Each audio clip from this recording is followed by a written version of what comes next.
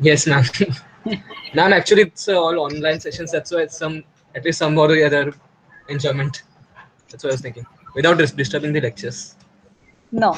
Okay, so situation was I was speaking to Dr. Gulane for your internship things that you need to form a committee. Okay, and for that committee, you need to elect 5 students. And initially we were wondering, I mean, there was a question whether it should be a common committee or should it be a committee which is independent in both the things. And I think that what we are saying is that let it be separate, because one, numbers are more, and secondly you will have to explain to the company that why you are coming after 2 years and they are coming after 3 years, and what's the difference between the two. Okay, you understand? Yes. Ma'am, so is it like a TPO representative? Yes, placement committee. Placement committee. Okay. Yeah, so you make a placement committee, and placement committee should be having about 5 people or 6 people. Okay, but only those people who want to work, not want a certificate, not interested in certificate. Role of the committee. Okay, role of the placement committee is to coordinate with TPO, to first to prepare a brochure, find out what projects people have done and what you can project to the companies. Then the second part would be to discuss about, be in touch with the TPO all the time, communicate with the companies also independently through TPO, organize and facilitate the entire process of internship and placements.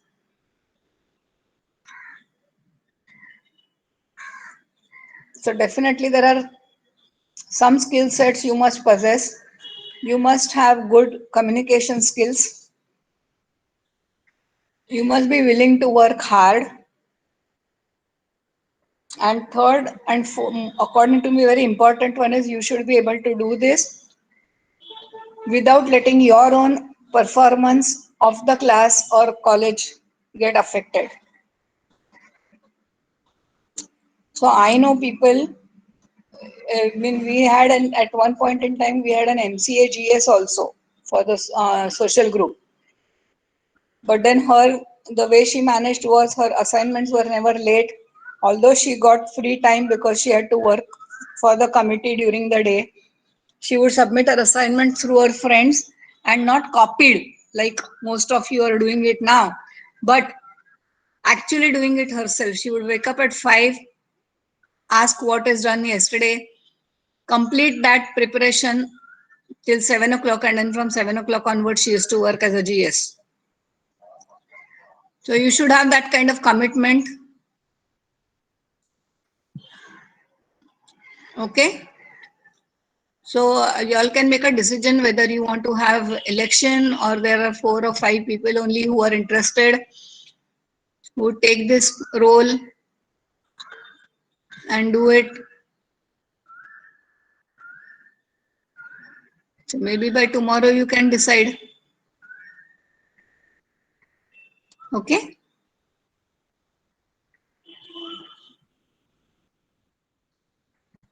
Any other questions?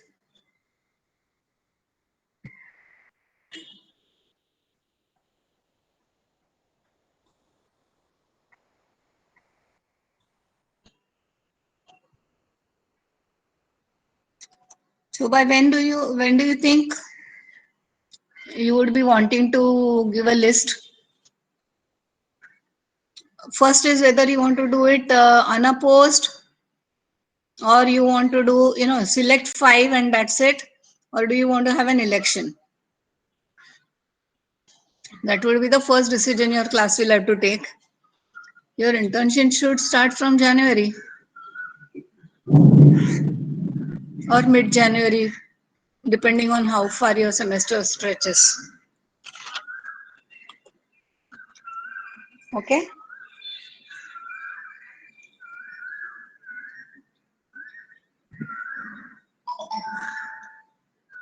Any other questions?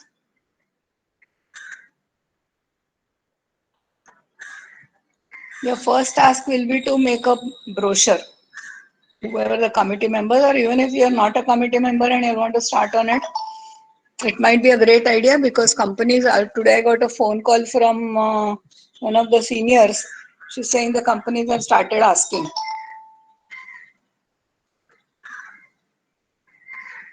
When can we come for interview? So it will be better if you all start quickly. Okay.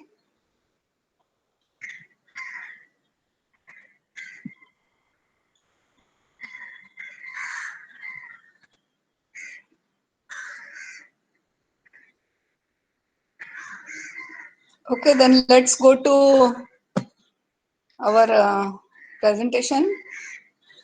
Who is making the presentation today?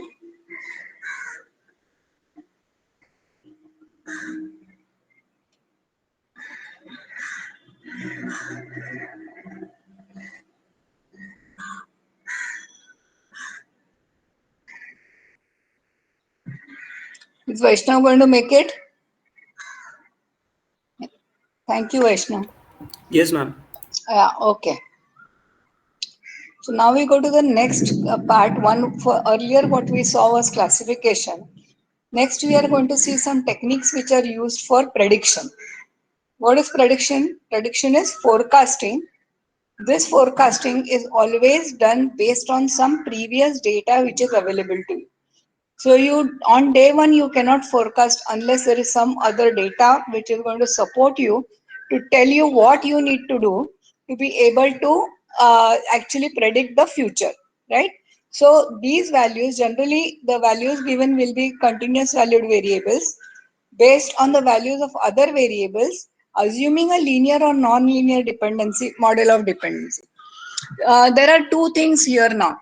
Uh, One, we are saying that there is going to be a value which is going to be called as a predictor variable, that and the predicted value. There are two things which are going to be there: predictor variable and predicted value. So what you are saying is that there is going to be some data based on which you will be able to predict. Okay. So suppose I'm told that this is the sale every month, then I can easily tell what is going to be the profit every month based on the amount of cost that I have, right? So that will allow me to predict what is going to be. So if it depends on whatever is the this thing, is it constant? Is your prediction, is your sale constant? Then your profit will be constant. If your sale is increasing every month, then it is going to increase, right? So there may be different kinds of relationship, but it is going to be dependent on the, so there will be one independent variable which will be the predictor variable, and the consequent which will be the variable which you are going to predict. Okay. So now the kind of relationships or dependency can either be linear or non-linear. Most often we work with linear models only. Very rarely we try to do non-linear models. In some cases, of course, it is impossible without using the non-linear. It depends on the type of data that you have. Now, this is extensively studied in statistics and neural network fields. So, predict the sales amount based on the of a new product based on the advertising expenditure. So now these are two things. So, how much expenditure are you, depending on how much advertising expenditure you will have, you will predict what is going to be your sale amount. Then predicting the wind velocities as a function of temperature, humidity, air pressure, etc. Predicting whether there will be rain today or no. So the Weather Bureau has announced that there is going to be heavy rainfall tomorrow, day after, and on Friday, right? So many times it doesn't work out, but sometimes it does come true. Okay. Then where it is very extensively used on a second or every second of the timeline is the stock market indices, right? So people are trading based continuously based on what the predictions will be. Next. Next. Okay, now I told you we talked a little bit about clustering, but what we are doing in clustering is actually finding groups of objects such that the objects in a group will be similar or related to one another and different from the objects in the other groups. Okay, which means that there will be a group of people who are interested in Technomanza group, and there will be students who are not interested in that. I have, over a period of time, I have seen that there are students who are absolutely not interested in any co-curricular activities. They don't want to participate in any competitions. They अरे जाने दे नहीं करना है.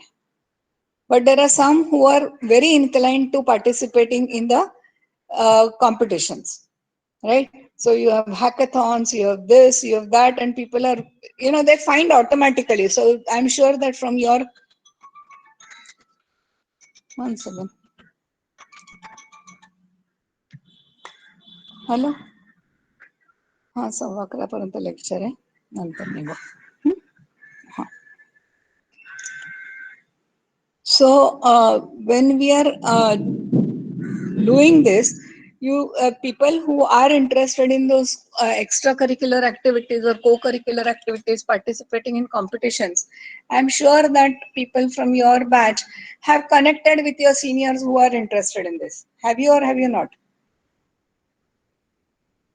At least some of you? Yes, ma'am. Yes, no? See, it automatically happens. So with whom? Sujit Singh, Shubham.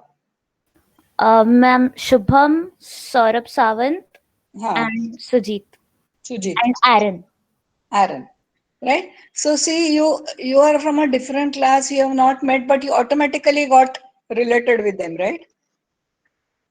You communicated, your group got formed, and that forming is because of the similarities between your interests.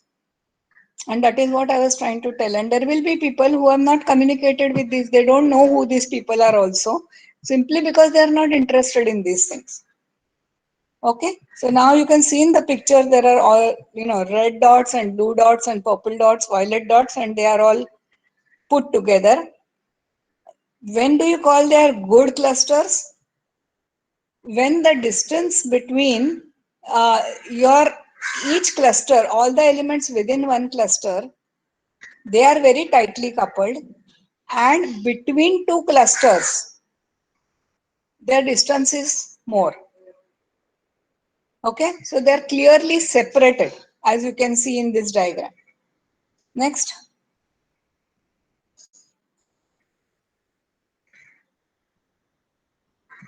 So intra-cluster distances are minimized and inter-cluster distances are maximized. That is how your objective function is when you are trying to create the clusters from the data points. Next. Now these are some applications. You can just read through them.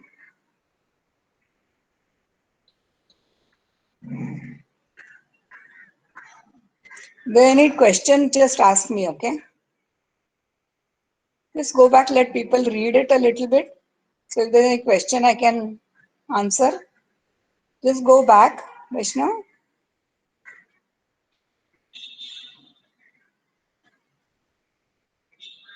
No, go back. Yeah. No, not here. Next one. Just give time to read for a couple of minutes at least.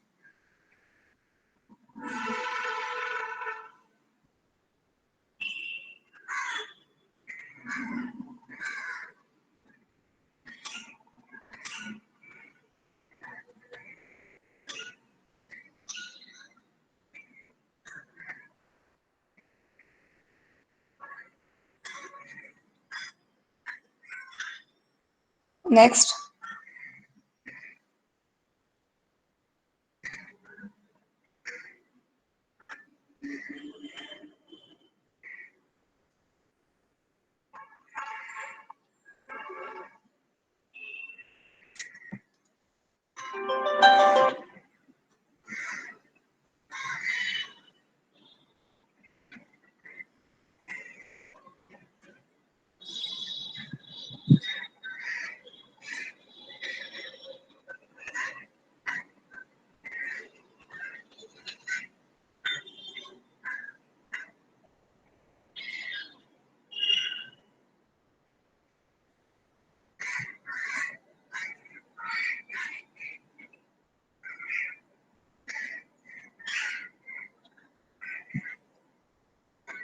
Next.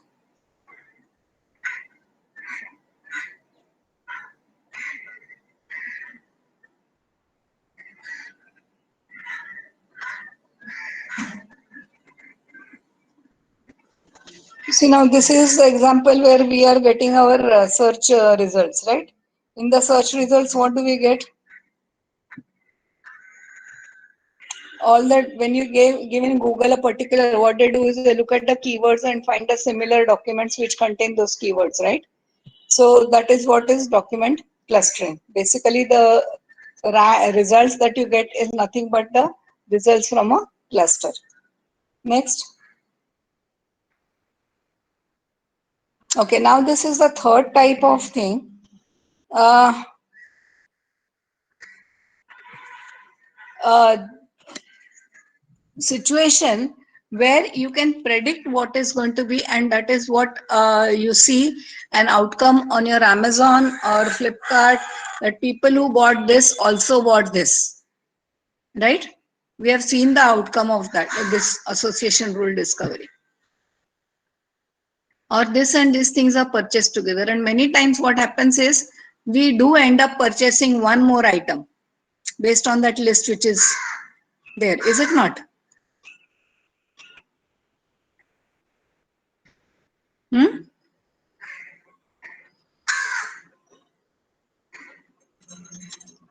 So even though we don't have it in mind, when we see that, okay, people purchase this also, maybe some accessories which go along with whatever you are purchasing, they say, ha, ye bhi chahiye, let me take this also. And then they also have deals on that, so that you get a, that entices you more to buy.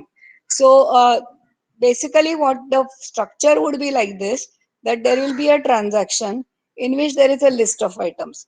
Now in transaction, suppose I want to do plagiarism detection, there I am not purchasing anything, right? I can have two ways of doing it. One, I say that every document is one transaction, and then all the words which appear in that particular transaction, all the words which appear in that document, that is noted down as the items. Then what I do is I compare two documents. I say that, okay, this word and this word is coming together in this document, this word and this word is coming together in this document, this words occur together in this document. Okay, so I make a list of how many words are appearing in each of the documents, and then to say that there is going to be plagiarism, that is, there is going to be similarity, what I will need to do is I will have to find out how many times these are happening together, correct? So out of the total number of documents I have, if it is appearing, if the same kind of statements are appearing in 20 documents out of the 30 documents that I am checking out, then I'm saying it is plagiarized. So they are all copied from each other. Which words come together? All of those things are used, right? Or if you have the word as a this thing and you have the the titles of the book, then you can say this particular word is used commonly. So you can probably make a group of those, saying that these books are going to be pertaining to certain topic, okay, and that is how you can consider that they are if this is the type of topic, if this is the word, then this is the kind of topic there will be there. So if I'm talking about some murder and all, then the type of document is likely to be a murder mystery. So I can form rules like that, I can create authors like that, I can decide the authorship like that based on which words are used together with which words. Okay, so this is what we are doing, is association rule discovery. Next.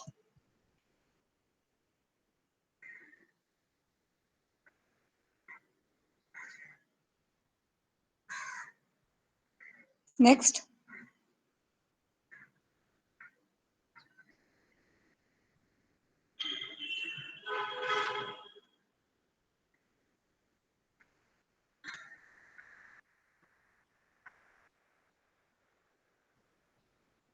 Next slide.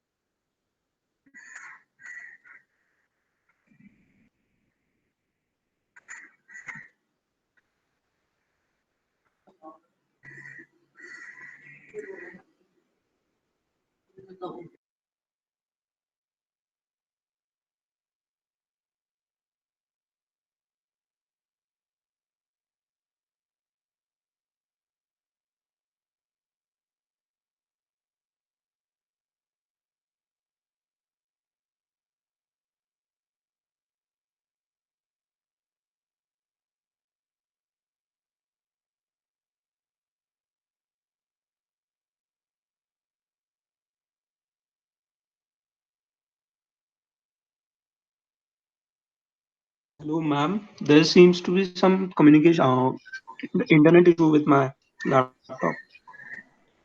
So is somebody else doing it?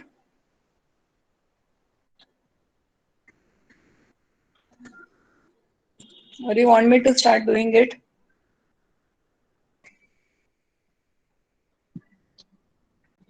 Wait, ma'am, I will ask around. I think Vipul can do this.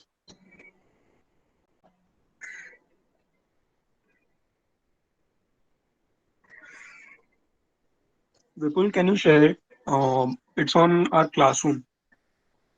Yeah, okay, wait, I'll do it.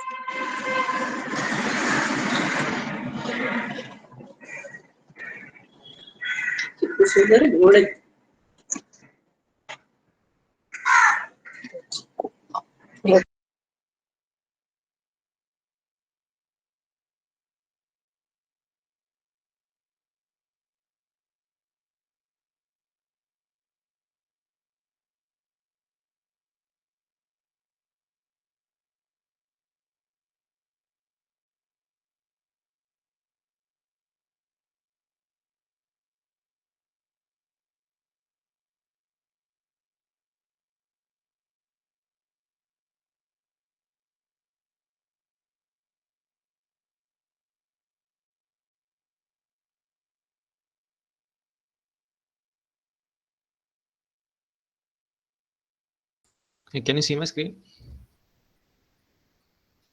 Hello. Yes. Yeah.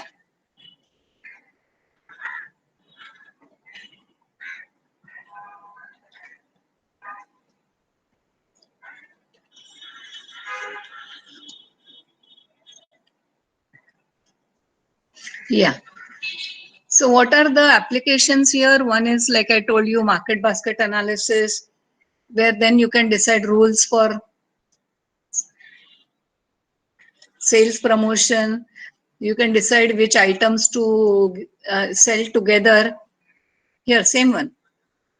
How do you, where do you keep? Now, shelf management is something which is, you go down, go down. Yeah, here, wait here. So shelf management is something, what do you understand by shelf management?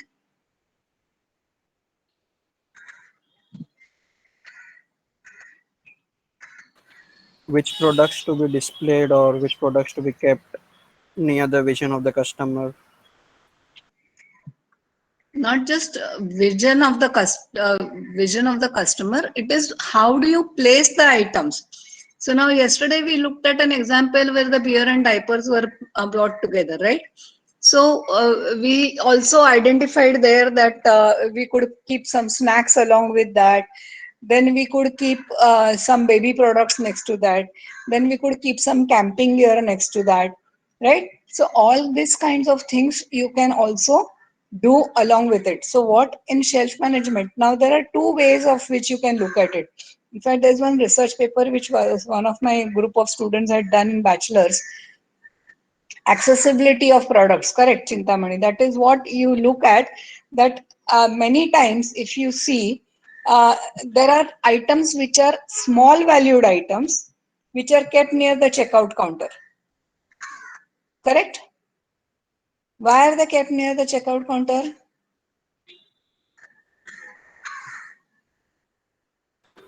So that when you are waiting in the queue for you to purchase, you you can buy them. Like if you are waiting for your bank to come, so you can buy those products Yeah, so while they are getting there. not, remember, they are typically not very high valued products.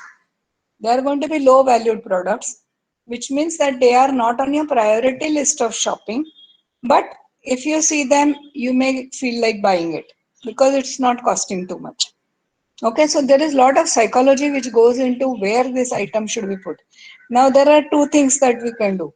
One, we can keep the diaper and the beer just next, those racks next to each other, or we can keep them a little distance away where again that will also be decided by using some kind of mathematical footprint calculations, that how many footprints are people willing to steps willing to take, how many steps people are willing to walk to be able to reach the item that they want to get. So there is a lot of mathematics which goes on. There is a model which can be created at the back, and based on that, what they will do is that you may place certain items which uh, people may not buy very often, but if they find it, there is a possibility, if their eye catches it, there is a possibility that they may go for it. Okay, so you can say kind of like a product with a no. These items, now when we are talking about shelf management, what we are saying is that the way we will place items on the shelf is, there is some kind of a uh, common thread between the items which are close to each other, but it is not always going to be that you are going to get those items. Some items which are different, which will be placed between two racks, because then you may end up buying it. So you don't want bread and butter to be just next to each other. You may have bread, and then you may have certain other things which can go with bread, which are also there next to it. Okay, before the person reaches the bread counter. So this is what is shelf management. Telecommunication alarm. Find a combination of alarms that occur together frequently in the same time period. Find out what are the kinds of symptoms which people have to be able to make a good diagnosis for a disease. Next.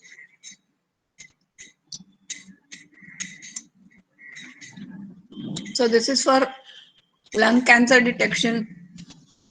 They are finding out what are the paths, and then how they can determine that there is going to be, if this is happening, this will also happen.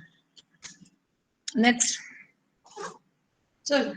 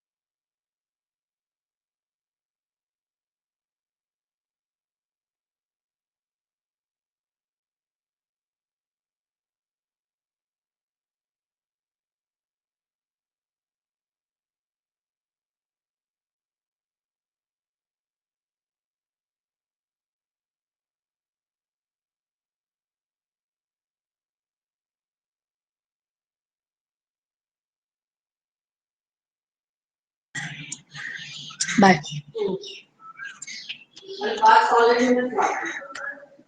The next category of applications which is there, or the type of problems which you solve using data mining, is deviation, anomaly, or change detection.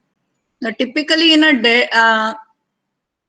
your data set, what you try to do is you try to delete those items which are what is called as outliers, that is, they are not complying with the normal terms. But many times these data points which are, see, there are a lot of times that your data might be that there is an error in, because the data can be an error in entering the data. In fact, if you start reading the Vipin book. You will Tan Steinbeck book, Vipin Kumar Tan Steinbeck. You will find the example where he is saying that there is no problem. We found a correlation between column number 1 and column number 5. And then he said, oh no, whatever you found is meaningless, because what we had done is we had the column number 1 is an ID and column number 5 is some value where there should have been 1 to 10 and 0 if the value is not present, but the 10 has got written as 5 as 0. So we don't know which is 0 really and which is this thing. And then we had actually sorted it. The column 5 we sorted and then we gave the ID numbers. So obviously there is going to be a relation and it is meaningless. So you have to know your data very well. And this kind of thing, sometimes what happens is that you have the other example which I gave is electricity bill. So that was an anomalous behavior from a residential address where the electricity bill was very high. So that was useful in detecting the frauds. So there are many fraud detection issues when people in insurance, they are looking at claims processing, fraud in claims processing. Credit card frauds are automatically known. Now, in today's scenario, online transaction frauds are also becoming very this thing. The network intrusion detection. So basically, when you say network detection intrusion detection means what? That there is a network, you expect certain kind of a flow or these packets, but then you find suddenly there is some packets which are coming streaming from a different IP. That is where you know that there is a intrusion. Okay. Then sensor networks which are monitoring. So suddenly there is a rise in temperature.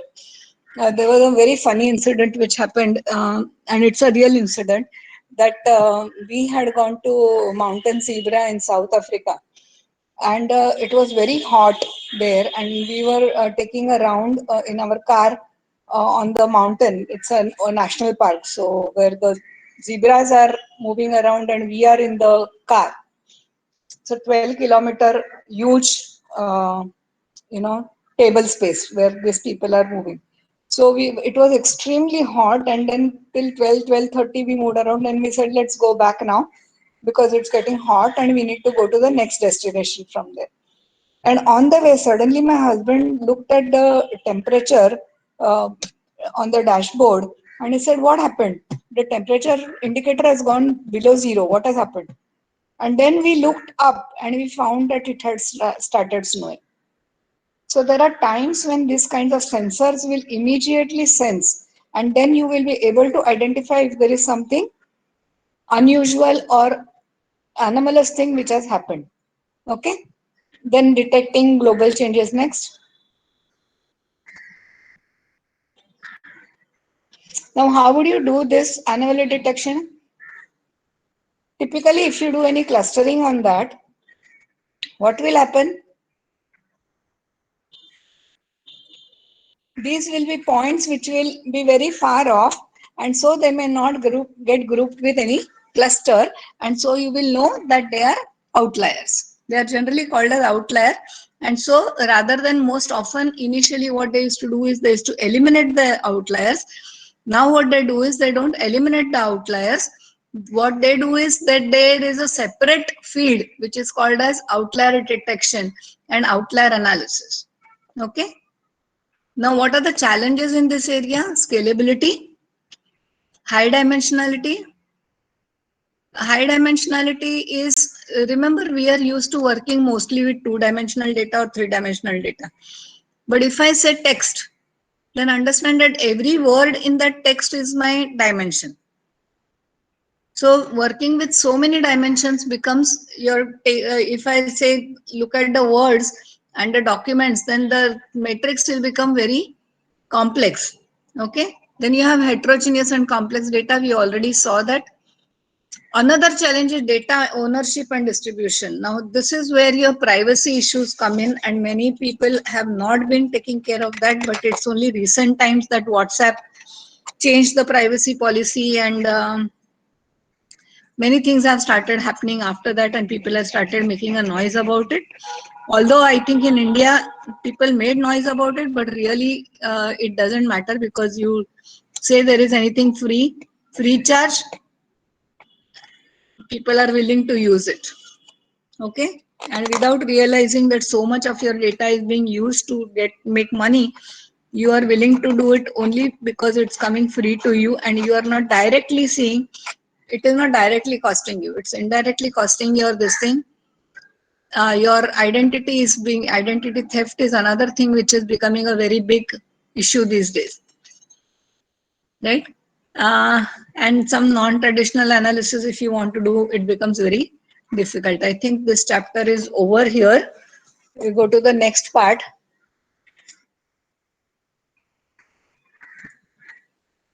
Can you go to the second one?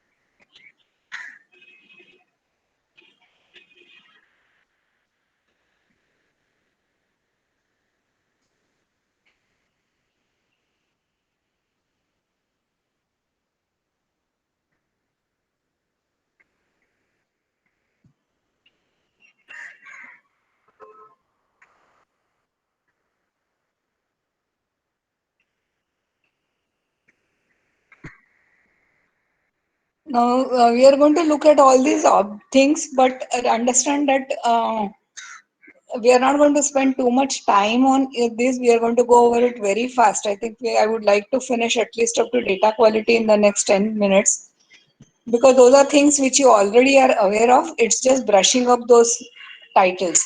So let's start moving fast on this. What are attributes and what are objects?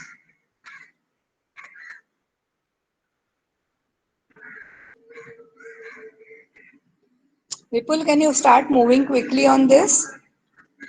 Yeah. So collection of data objects and your attributes is what is called as a data. Attribute is nothing but the property or characteristic, right? So we said refund is given or not given. Marital status is single or married or divorced. What is your taxable income? So there is a value. Then there is whether the person is likely to cheat or not cheat. That is your class which you are specifying. Okay. So an object is a record, point, case, sample, entity or instance. And an attribute is a property or characteristics of an object. Next. I think you all know this, right? Attribute values are nothing but the numbers or symbols assigned to an attribute for a particular object. So you may have yes, no, true, false. You may have a value. You may have, like red, blue, green for color, or you may have, a 10K, 20K, 30K for your salaries, or you may have 1.5, 1.6, 1.65 as a height in meters. So there are different ways in which this data points are attributes have values. Next.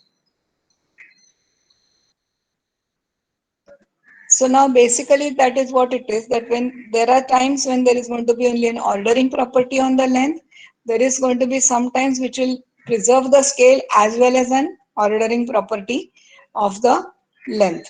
Okay, and additivity property also may be included. Next. 4 types of attributes you all are aware, because whenever we start with any data, we start with this: nominal, ordinal, interval, and ratio. Next slide. Now, what decides what type of attributes they would be is there are certain properties or operations which a data point can do. One is that there is a distinctness, that is equal to or not equal to operation.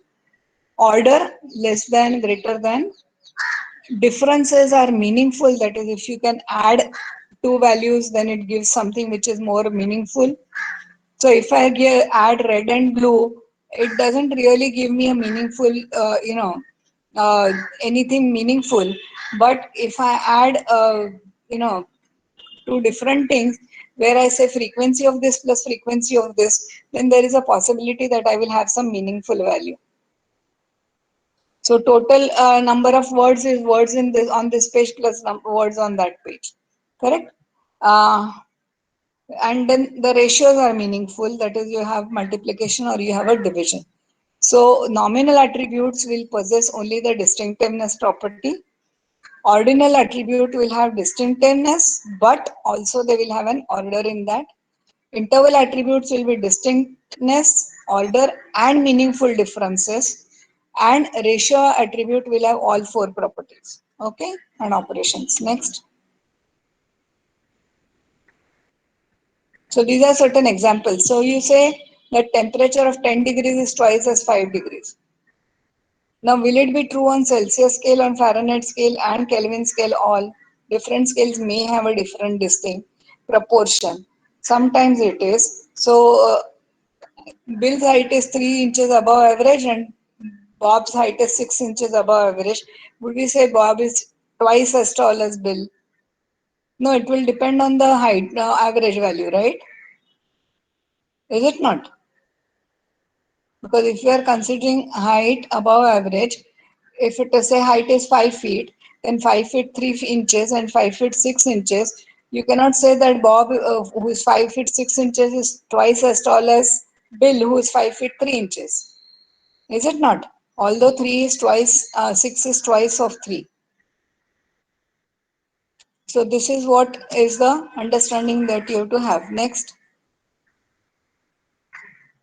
I think you go through these tables on your own, and if there are any questions, you can write to me and we will solve those problems. These are again basically describing, giving some examples and what kind of operations are there or where it is used.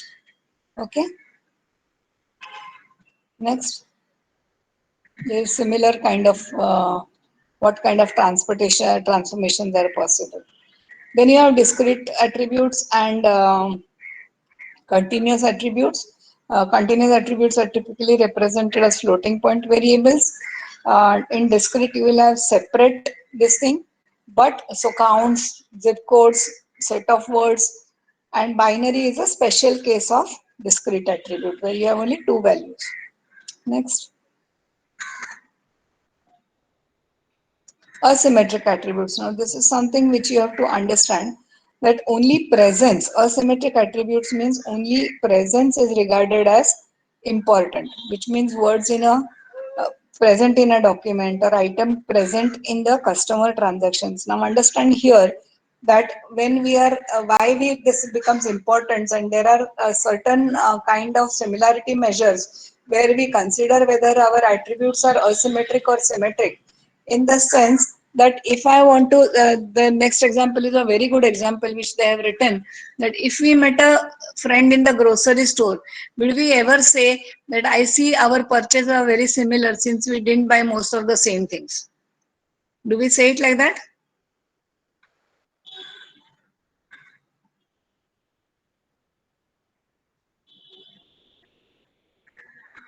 Our basket is same because you don't have eggs, I don't have eggs. You don't have milk, I don't have milk. So whatever is in our basket is same. No. Right?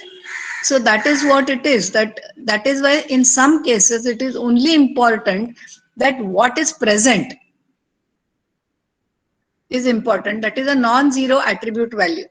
Next. And symmetric obviously will be that they will also be possibly both will have an important value, in the sense that the presence or absence of a particular symptom, okay, can indicate whether you have a particular disease or you don't have a particular disease. Okay. But just because two people don't have runny nose doesn't mean that they both don't have cold. There may be other symptoms associated with cold which you may be having, and not runny nose. You may have a choke nose. Okay. Now, it can be sometimes incomplete with asymmetric binary, cyclical data, there can be problem, multivariate data, there are problems. You may have data which is partially ordered or partial membership, which means that sometimes it works as this, sometimes it works as this thing. And then there may be relationships between data items. That may be another thing which we will need to consider. and real data is approximate and noisy, and this is where most of your problems come in case of your data analysis. So data science, one of the biggest problem is to get a good quality data. Okay, and that is what you have to focus on. Next. So what are the key messages? Types of operations you choose should be meaningful for the type of data you have. The data type you see, often numbers or strings, may not capture all properties but may suggest properties that are not present. Analysis may depend on these other properties of the data, and most of the statistical analysis. So we have you all have done distributions, right? Various types of distributions in Maths 1. Yes, Yeah. ma'am. Yeah, so they are not very obvious. They are not very obviously seen, but you can see that they describe your data in a better fashion. In the end, what is meaningful can be specific to the domain, and this is where I am going to stop today. Just show the next slide. What is there? Uh, okay, I will just.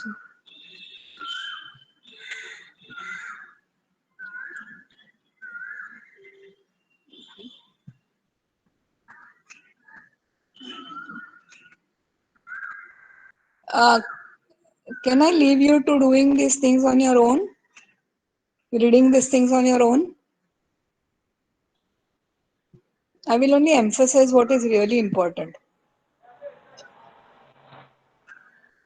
Huh?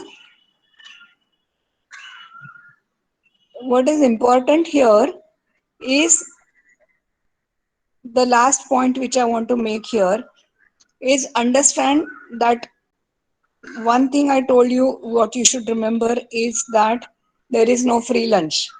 There is always going to be a trade-off. Sometimes the trade-off is obvious, sometimes the trade-off is not obvious. So now you have to then prioritize, find out what is your priority, and then decide what you want to do for a trade-off. Okay? But the second thing that I want to tell you, and which is true and generic for any kind of field that you choose, okay, it is not related to data mining. Uh, you have to make sure that you understand what are the characteristics of the garment that you want to make. What that means is that you must understand that if I want to make a trouser, I'm not going to require 20 meters of cloth. I'm going to require maybe 2, 3, 4 meters depending on the way I want a flared one or I want a small one or a narrow one. So I'm going to need depending on the height and the weight and all those things. But if I want to make a garment, which is this thing, which is a sari, I cannot have a 1 meter sari. I will have to have a piece of cloth where the length is going to be more. So first understand what is the garment requirement, which means that to translate it in our this thing is understand the problem domain. What is your problem which you want to solve? Okay. So first understand what is the problem you are trying to solve. Are you trying to make a sari? Are you trying to make a salwar kameez? Are you trying to make a blouse? Are you trying to make a pant? First understand that and what is expected. So what you have to do is you have to understand what is expected from whatever problem has been assigned to you. Don't just jump into solving the problem. First figure out what is it the need, what are they trying to want you to do from this problem. Once you identify what are the things that is needed as an output, okay, just 1 second. Hello.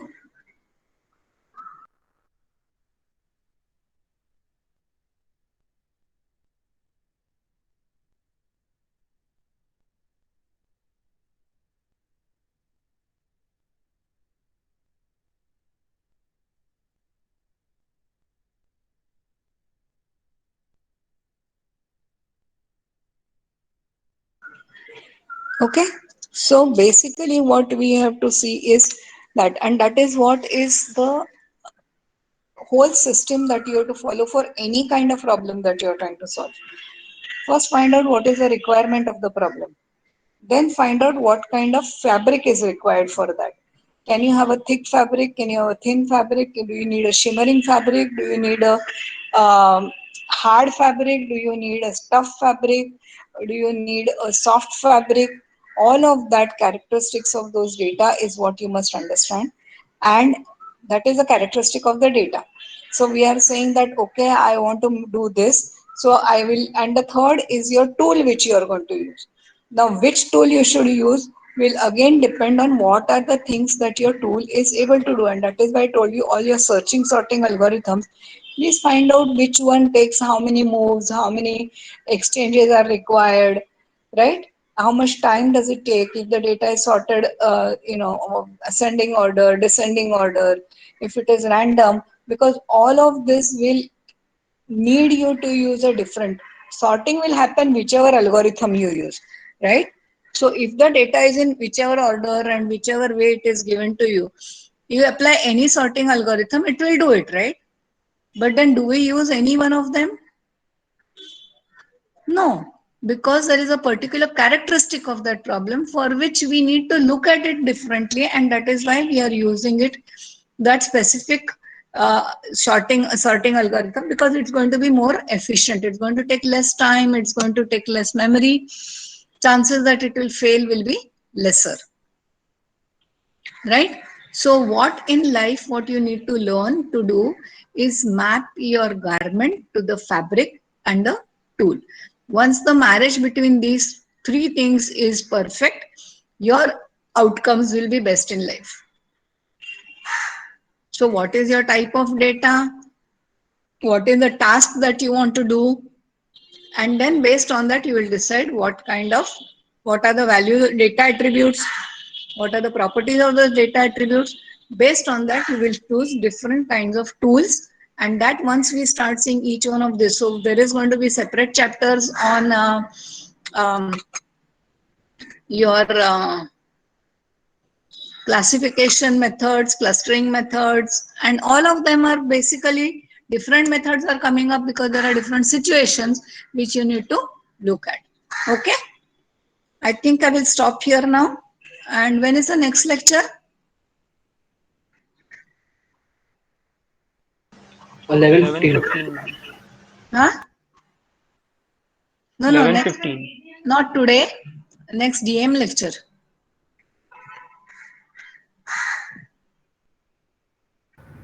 Tomorrow 12:20.